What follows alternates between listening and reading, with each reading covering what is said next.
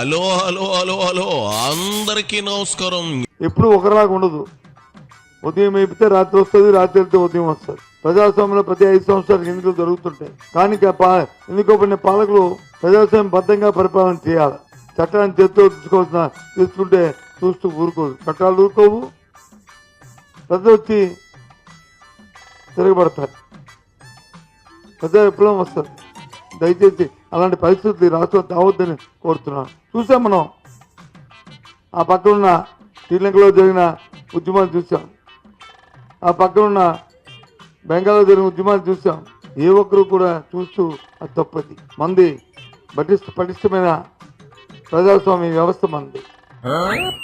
మంది కాదు సత్యబాబు, మనది అనాలి. ఏందేంది పగలపోతే రాత్రి వస్తుందా, రాత్రి పోతే పగల వస్తుందా? మరి ఈ మొక్క జగన్ రెడ్డి చెప్పాలి కదా. వైనాట్ 175 అన్నాడు కదా, 30 ఏళ్ళు రాజ్యం తనదే అన్నాడుగా. అప్పుడు చెప్పాల్సింది కదా ఈ నీతులు. ఏందేంది శ్రీలంకలాగా విప్లవం వస్తుందా? చా నిజమా? ఆ విప్లవం వచ్చే కదా జగన్ రెడ్డి 151 నుంచి 11 పడిపోయాడు. మరో విప్లవం ఎందుకు? ఆ 11 కూడా లాగేద్దామనేనా? చూడు బొత్స, జగన్ రెడ్డి పాలనతో పోలికెట్టుకో. జనం ఇంకా ఆ షాకు నుంచి చేరుకోలేదు. పగలేస్తే రాత్రి దిగడానికి, రాత్రి అయితే పగలు దిగడానికి. ఇదేం జే బ్రాండ్ సీపు లెక్కలు కాదు, రాజకీయం కోసంత ఈ మ్యాటర్లో జగన్ సీవులకు ఎక్కేలా చెప్పు. ఆయన హెలికాప్టర్లో తేడా ఉంటే పైలట్ ఎలా అక్కడి నుంచి హెలికాప్టర్లో వెళ్ళాడు? ఏం అతగాని మాత్రం ప్యానాలు కావా?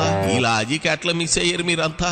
బుర్ర వాడండి బొత్స, బుర్ర కాస్త అయినా వాడండి. సాలే, ఇక నువ్వు కూడా బయలుదేరు, నేను వెళ్తా. నీ నతి దెబ్బకి తలపోటు వచ్చేసింది, వెళ్ళి మసాజ్ చేయించుకుంటా.